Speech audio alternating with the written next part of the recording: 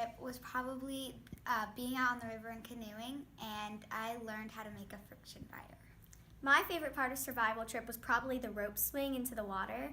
And one thing that I learned was what type of plants you can and can't eat. Okay, so I really liked when Mr. Royston fell out of the hammock in the morning screaming. That was hilarious. But I also really liked climbing Compton Rapids. It's pretty bony though, so there were extra rocks to climb on. My favorite part of the survival trip was when we swung off of a cliff and into the water. It was about maybe a 10-foot cliff. I think it was more. More? Okay, maybe 20 foot. And then, so a lot of us were able to make it out in the water, but then there was one person who would always keep falling right at the beginning where it was shallow. And we always thought he got hurt, but he never got hurt. No, never, ever. We learned how to build a fire from scratch with the whole 6th grade. And we paddled down the Shenandoah for a long 3 hours, and it was a blast. My favorite part about survival trip was when Jackson and I went down the stream with our canoe and we ran down it, and I really also liked canoeing. My favorite part of the survival trip was when I swung on the rope swing that was about 10 to 15 feet high. My favorite part of survival trip was when we jumped off the rocks into the water. My favorite part was when we were all playing on the rocks. I realized how close our class was. My favorite part was when we were canoeing. I found a connection with Hatchet when Brian was going on a raft to try to get to the plane to get the survival pack. Okay, so my favorite part about the trip was the venison because it was really good.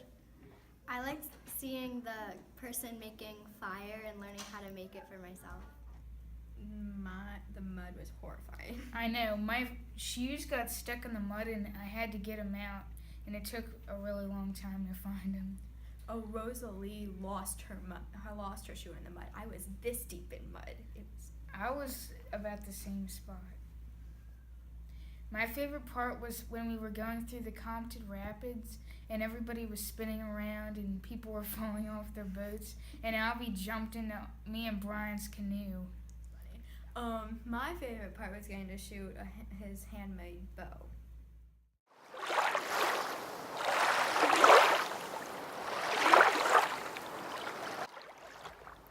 We begin each 6th grade year by reading Hatchet together as a group. Reading this book allows the students to hone their inference skills and prepares them for the detailed reading they'll be doing for the rest of the year.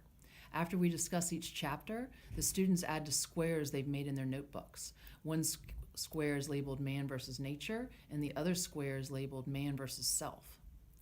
They engage in thoughtful discussions about the battles Brian faces against nature, but also the battles that he has with himself. They write well-supported essays about the conflicts Brian faces in the book. When the group has finished Hatchet, they have a better understanding of the types of conflicts we find in literature. After reading Hatchet, I have a better understanding of each child's strengths. The knowledge allows me to differentiate their reading experience. I'm then able to guide each child toward a more challenging book in order to strengthen their reading skills. The lessons we practice while reading Hatchet for 3 weeks will be the lessons we hone in smaller book groups. Their in-depth reading of Hatchet also prepares the 6th graders for their survival trip. This is an overnight trip that involves spending lots of time in the Shenandoah River. They'll see some of the most beautiful parts of the river that include rapids.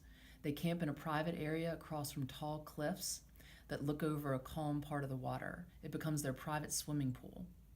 Brian's ability to make fire is a pivotal part of the book, and the students learn how to make fire using items found in nature.